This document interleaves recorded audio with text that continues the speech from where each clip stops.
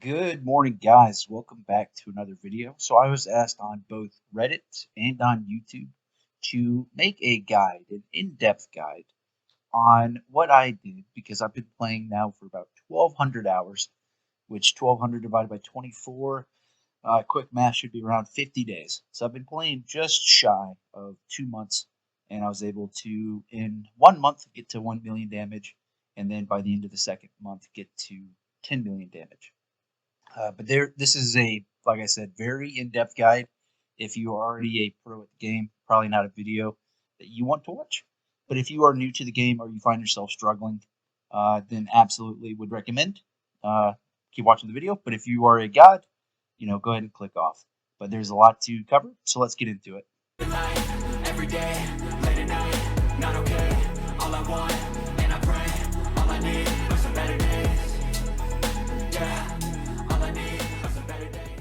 All right, so if you're still here, that means you just came into the world of Idleon or you find yourself struggling. So I'm going to go world by world and hit all the key points that I can think of that helped me in the game. Now, when we're talking World 1, the main focus of World 1 should just be account progression. So this is when you're going through the route and you're getting down here to fight Amarok. The biggest things that I would stress is not to focus too much on the cards. This is an integral part of the game, but it's something that I think you could wait until you're, into World 2, maybe even World 3 that you really start to focus. And that's when your account's going to come along and you're going to start to focus in more on the important cards. So depending on what you're going for, so for example, my damage slash, crystal farming for my maestro, I knew exactly what I wanted, and I built, my my account around what that specific character was going for, so I would grind. And probably the most important card you can get, and that's why I say to, push to World 3, World 2 slash World 3, is to go for the Sir Stash card for the 45% card drop chance. This has been probably one of the most integral part of my account to get as many cards as humanly possible. Same thing is going to go for the card sets. The most important ones I would say are the easy resources. Medium resources can come a little bit later just because skill XP gain is not going to trump skill efficiency at the start. Bosses and nightmares, that's going to be a huge one. Pretty much anyone. That's going to be your main damage, card set. And then for these two, so we have our statues, which, still pretty low compared to, the end account. And then upgrade. For the upgrade, I did upgrade all of them. I would say that this needs to be on the back burner for a brand new account. Is it great that if you put a statue on any one of your characters that it's going to help all your characters? Absolutely. And that's something that you do want to work towards, but it's not going to be something that you need to focus on right away. But this, however, is. So let me see if I can't find it. There is a certain bribe right here. So changing the code. I can't remember exactly what set of bribes it came with, but this was one of the biggest bonuses to my account. So changing the code. So World 1, Big Pig Guy, changing the code. It unlocks a second Alchemy bubble slot for all the players. And you're not going to get the third one until you get all the way to World 4. So this is huge to be able to have 2 of the large bubble slots on any character. And that's going to more or less wrap it up for World 1. There's really not that much going on that I think you need to go super in depth. All of World 1 is just an introduction to the game. And everything here, will it help your account? Yes. Will it help progress your account? Sure. But is it going to be the thing that pushes you to 1,000,000 damage, possibly 10 million, all the way up to 100 million? I don't think so. I think most of the magic happens in World 2 and then again in World 4. We'll get into World 3 and where I think that is important in just a couple seconds, though. All right, now that we are in World 2, I want to show you more or less. I've got 10 merit, shop points. Not super, important. Everything, in my opinion, because I had already gotten the star talents from the bosses, the mini bosses. So didn't need to purchase any more of those. And the same thing for the convert better darn it talent. Right here, the monsters now drop Obols, plus 5% per purchase. So 7 times 5, 35%, right? Out of all of them, I'd say that this one, at least for me, was the most important because it allows me to more efficiently farm for Obols. This would be an Obol, statue right here. These are small increases to your account, but you can see it adds up, right? So if every gold Obol is giving me plus 4 luck, I have 3, 5, 7, 8. So that's 8 times 4, 16, 32. Plus another 7, so 39. Plus each one of these gives me another 3, so that's 9. So 37 plus 9, 46. So that's an additional 46 luck that I got passively while just playing the game. So Obols are super important. You should be getting them unlocked on all of your characters because this area, this world, is probably going to take you the longest. There is a steep, how do I say this? There's a steep curve coming from World 1 to World 2 for me, where the progression here slowed down tremendously. And it only gets worse into World 3. And then for some reason, World 4 is a piece of cake. So you're going to be spending a lot of time between World 2 and World 1. And that's a lot of time you could be getting Obols to passively build your account. And then don't do what I did. I had gotten all the way until pretty much halfway through World 3 by the time I buckled down and I unlocked the post office.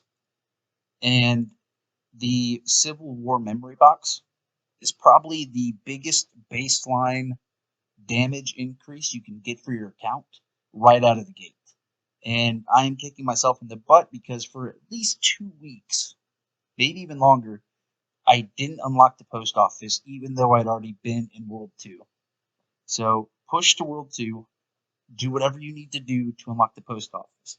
That is going to be the biggest baseline damage increase that you can get. And then the main moneymaker, Alchemy. So by the time you got to World 2, I believe I had, I want to say, 4 characters. I might have been on my 5th character. I can't really remember. But the progression that I wish I had gone into was a warrior, followed by an archer, followed by a mage, and then controversial, but I wish I would have unlocked a second warrior at that time, and then a second archer. Instead, I went with, I want to say it was a squire first, and then I went with a J-man, which became an M-man.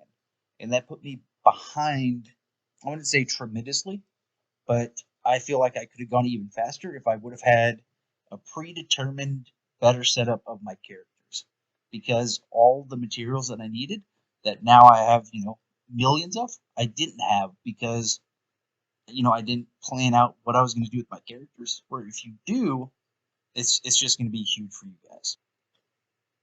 So with all that being said, this is going to bring us into the meat and potatoes of the video. There are 2 things that push my damage above all else. And it was solely alchemy and then cooking / the lab. Now, I don't condone spending money because, that is a trap. I definitely don't spend more money than I make.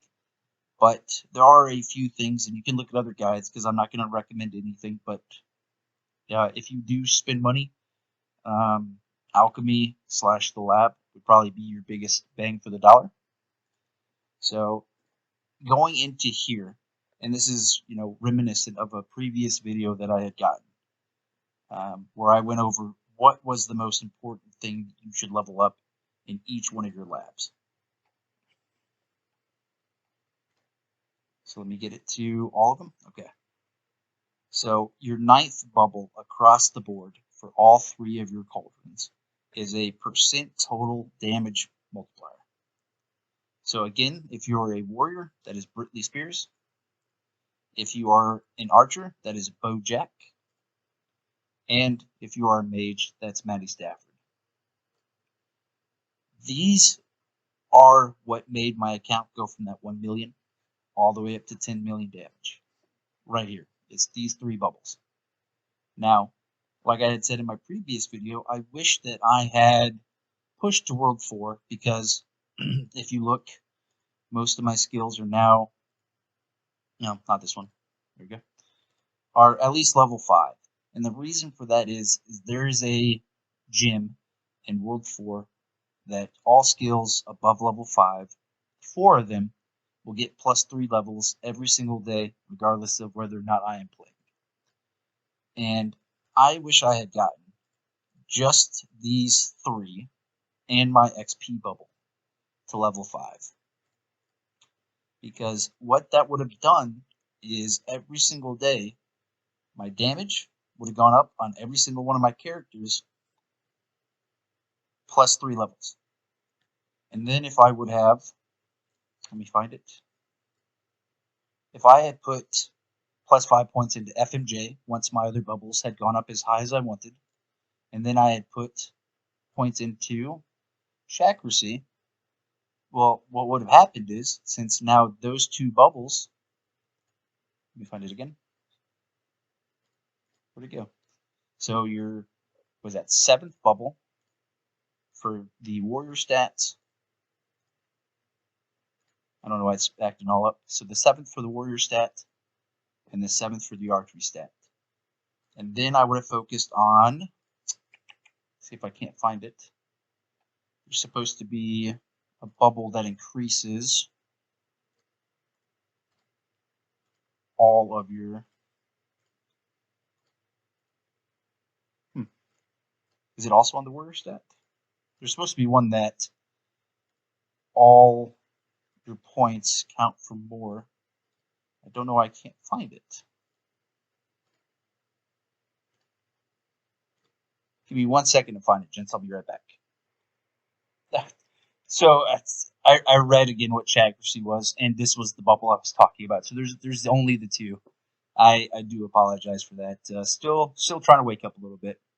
So push those first 4, which are your Britley Spears, your Bojack, and your Maddie Stafford.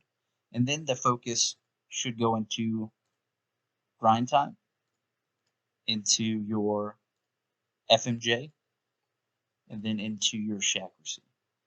Now, again, that is just what I wish I would have done if I had been able to progress to World 4, unlock that specific jewel, and then level it up that way, which may not be feasible for anyone, but that would have been able to get me 3 levels a day in the talents I wanted, and I would have ridden that up all the way until at least level 100, and then jump back into Alchemy.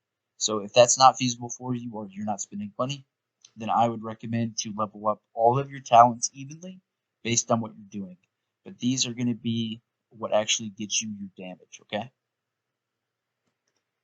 All right, if you're at this point of the video, that means you just beat, not chaotic Efaunt, you just beat Efaunt.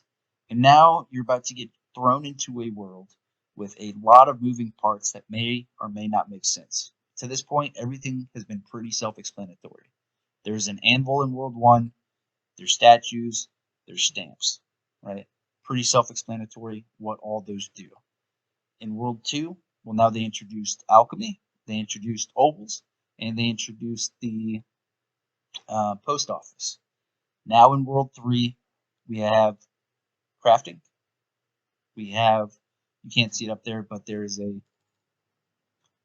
one of my automation arms for my worship. So you have crafting, you have worship, you have trapping, and then you have probably one of the most important things in the game. And this is the 3D printer. And I just want to stop the video right here. This is for Gandalf, just so he knows. I went from about 9.2 thousand oak logs to 57,000. And then I went from around the same 9,000, copper all the way up to 50,000. Unfortunately, these are still hard to get, especially the catching. But with that being said, this world is going to be where a lot of your passive, I'm going to call it wealth. This is where a lot of your passive wealth is going to come in through the 3D printer. And that is honestly one of the first things that you should push to get maxed out. Now, I would only push it to however many characters that you have, right? So if you have 5 characters, I would say push it to level 5. But any chance that you have one of your build slots open, you need to be trying to level up your 3D printer. It is just passive wealth accumulation that's going to come in handy throughout the entirety of the game. And there's honestly going to be a point for me that I'm starting to get closer to, where on my my miner, he's getting 50.8k per hour in copper ore. Now, if I was to double up on copper instead of copper and void, that'd be 50.8 times 2. We'll just call it 50,000, so it's a blank number. So that's 100,000. If I put him in the lab, he actually gets twice as much. So I'm getting 200,000 copper ore an hour, which is more than I get when I'm actually mining. So there will come a point where it's actually more beneficial to have your characters in the lab getting the double points as opposed to actively skilling. And that's all going to be based off of my maestro. Once he gets to that level, 66 mining, 66 wood cutting, I believe it's 55 or 53 fishing, or is it 50? I can't remember what the fishing is, but 50 to whatever that is, 50, 55, and then 65/66 catching. And once he has all the best tools, he's going to go back in the lab, and all my other characters are going to get their biggest samples to date. But just a little account progression. I went from, I believe it was full dementia, to the void rod, the void axe, and I can actually wield both of the void right now. It's just I'm waiting on about 20 more void bars and 10,000 more bugs for the void net. So in 2 days, we were able to go from dementia to void. So everything in this game is an accumulation of the previous step. So there's a point, and I referenced this last night. I was in the comment section on my last YouTube video, and I was talking with someone about once you get to a certain point, right? 2% of 10 is negligible, right? 2% of 100, that's 2. 2% of 1,000 is 20. And then 2% of 1,000,000, 2% of 10 million. There's a snowball effect. And at this point in the video, I just want to tell everybody, it's not a sprint, it's a grind, it's a marathon. But there is a certain tipping point. For me, that was when I hit 1,000,000 damage, right? Which was just about a month ago. And then I pushed the Bubo up to, 160 and then 10 million damage. And a lot of people, they want to say it's gear. But I don't think gear plays a point into it because it's not making that big of a difference up until you get to, Chiswar. Because that's adding the miscellaneous plus 15% total damage. Your Chiswar's Blanky, another 15% total damage. Mastery, your Neutron Star Rings giving you plus 4%. So a lot of people harp on gear. A lot of people on my Reddit photo that I took with the 10 million damage, they said, how is that possible? I have better gear than you, because I think I was in Amarok/Efaunt at the time. It's not all about gear, right? Now, the extra stats and the defense is nice, but all of your damage, for the most part, is coming from alchemy. It's coming from cooking. It's coming from your stamps, your vials, as well as your talents. So if you don't have a good build, then that's where a lot of your damage is going to go. So World 3, it's definitely a learning curve. And I would have to say that World 3 is, honest to God, probably one of the hardest areas to progress in, because this is when you're going to start to see, large numbers of kills needed to push into the next area. And then this brings us to the last world, World 4. So by this point in your account, I'm just going to use myself as an example. I was sitting at about, I want to say 400,000 damage on my best character, right? Which is still not great. And I referenced this in my YouTube video, my last YouTube video last night, is cooking in the lab are probably going to be your biggest / fastest gains in the game. And I attribute my cooking being at, what is it now? 5.62 mil an hour. I think I was at 3 mil last video. So another 2 mil in 2 days. We'll take it. Cabbages, right? I, honest to God, would put all my stock into cabbages being the best food you can make. So getting into it, getting your spices accumulated, and then being able to roll into and get the cabbages is going to be what sets your account above the others that are on the same, timeline as yours. Get in, get the cabbages, then move into something like eggs, which are giving me right now a 55% meal cook speed. That's where the difference is going to come. And then you can start to focus into things like the turkey a la think, right? Plus another 28% total damage. And like I said, none of that matters right off the bat. You need to build a good baseline for the account. Like I said, I was around 400,000, right? So 2% of 400,000 isn't a lot. So don't be stressing that. You need to stress how to make the event itself. So for example, cooking. How do you make the cooking better? Well, you do that through cabbages. You do that through a faster cook speed, through a faster learn speed. And then you start to get all the damage multipliers and all the, the goodies that come from that skill. So I would recommend cabbages. Learn that first. It's going to take you a long time. Trust me, I think it took like 2 to 3 days. And then you want to go into your corn dogs and into your eggs. Get yourself a really good meal cook speed, and then start to worry about everything else, okay? Breeding, I really can't give you a good breeding guide just because I personally think I still suck at it. So that's not something, I think I can do. And then last but not least is the lab.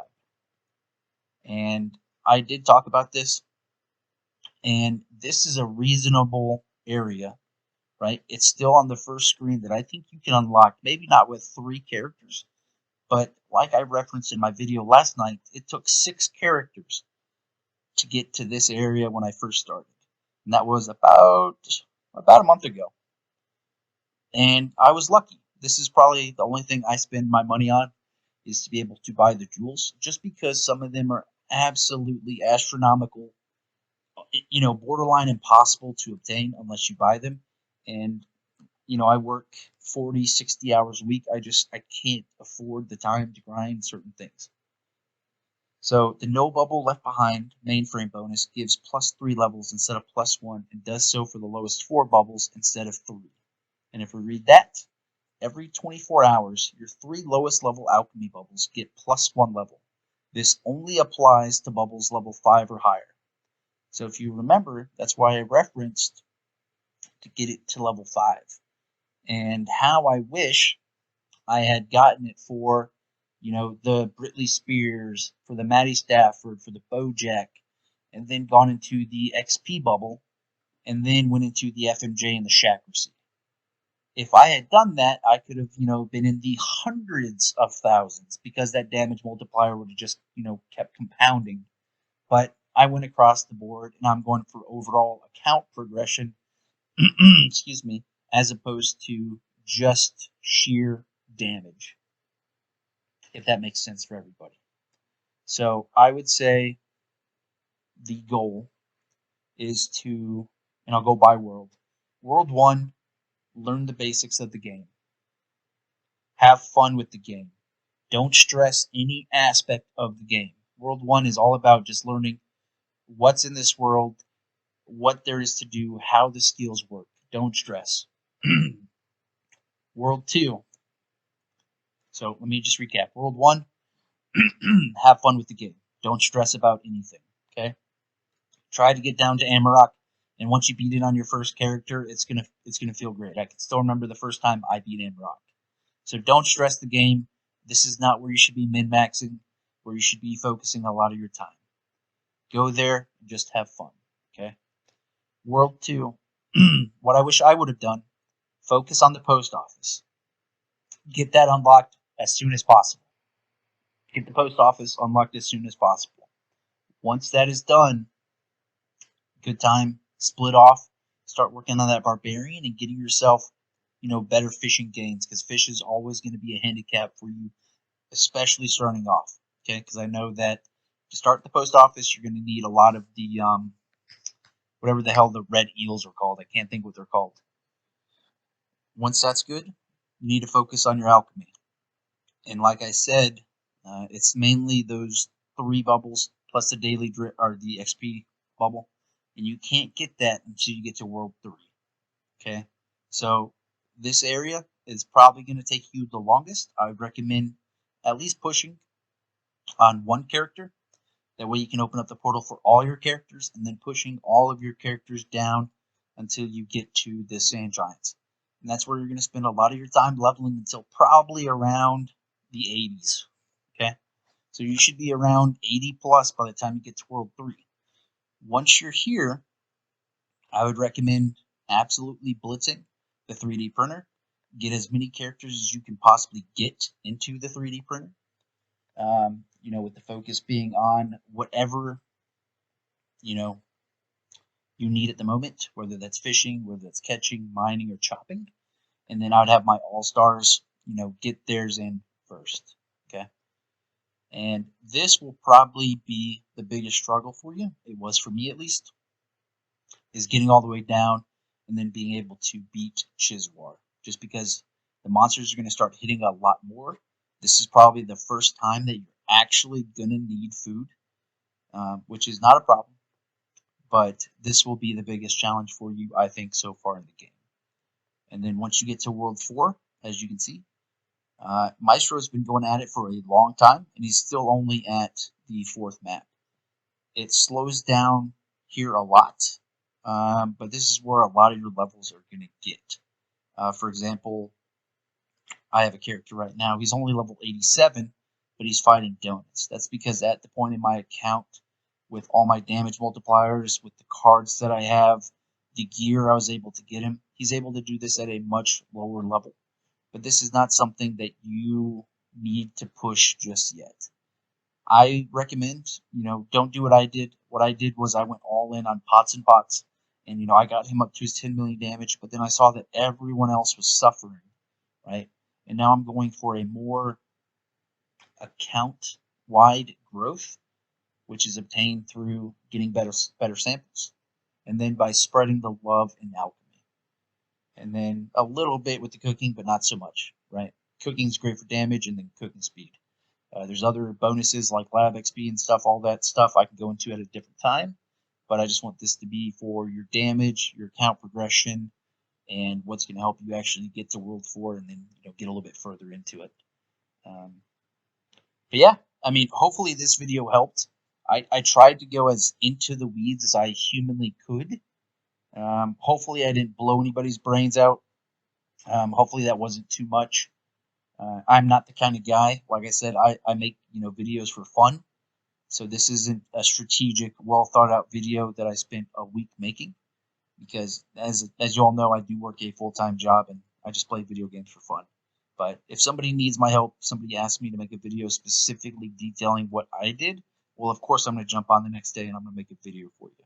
It's just the whole reason I made a YouTube channel is to help people play whatever game I happen to be playing at the time. But that's going to be all from me, guys. Hopefully you do have a good rest of your day. Have a great rest of your week. And, have a good and safe, July 4th, okay? Make sure you don't lose any fingers because you're not going to be able to play Idleon if you blow them off. So have a great day, and I'll catch you guys in the next one.